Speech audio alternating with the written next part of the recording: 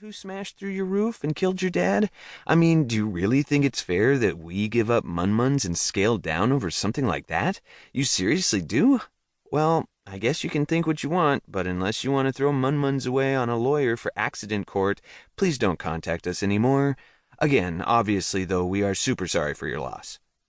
So, we got no Munmun and stayed littlepoor, but now with no dad and a busted house, and so my mom and my sis, Prayer, and me moved into a crowded public garden of littlepoors up the coast in a donated or abandoned U.S. Coast Guard beach house. Mostly wrecked families and orphans all trying to look out for each other and not get robbed or flooded or attacked by rats.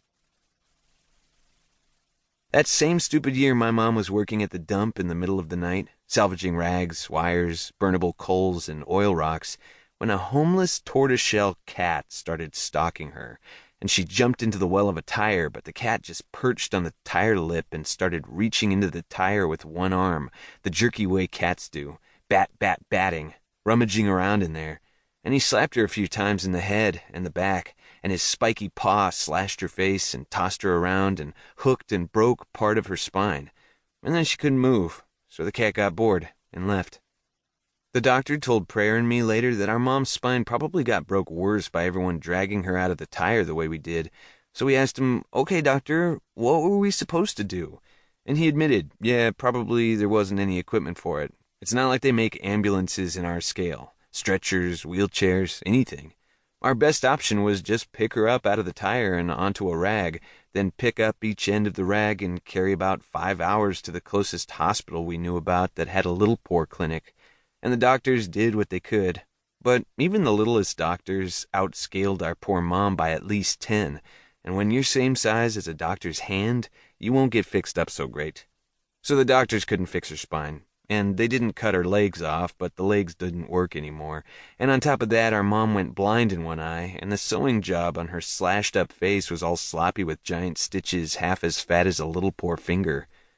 One nurse pitied us and gave us a chair from his kid's dollhouse to make a wheelchair out of. Mom was a little too big for it, but too bad. We had to use it. It was that, or just carrying her around in a rag hammock. Our dad was dead, our mom couldn't work anymore.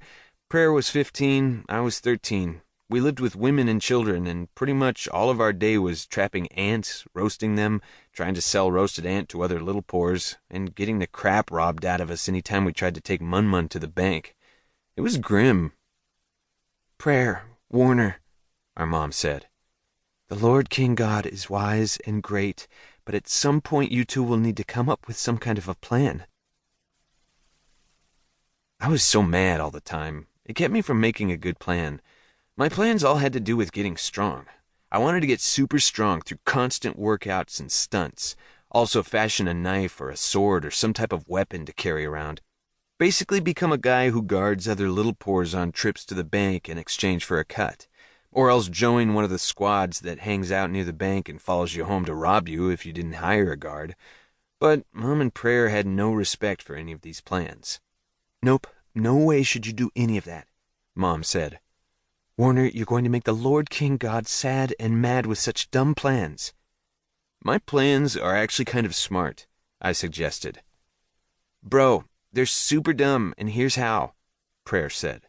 "Your plans are all about muscles and weapons, so aka they are how your lazy brain tells you, don't use me, use your muscles and weapons instead. That is an unmistakable sign of very stupid planning from my right now lazy brain." "No, you're stupid," I argued. "Because here's what my smart brain did. It asked, what are Warner's top gifts and resources lying around? Probably these good muscles and running ability, not to mention hand-to-hand combat skill." "Man, oh man, do you need to do some work on that brain?" worried Prayer.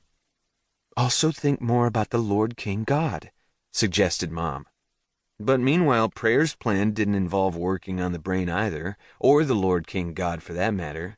Instead, it was a very basic and common plan for littlepoor girls of Prayer's age who were cute. Specifically, find a nice, smart, godful, middle-rich guy, probably in Dreamworld, and maybe, if he loves Prayer enough, he'll agree to get married and join his Munmun with all of us and scale down while we all scale up to him. Middle poor at least, the size of average dogs.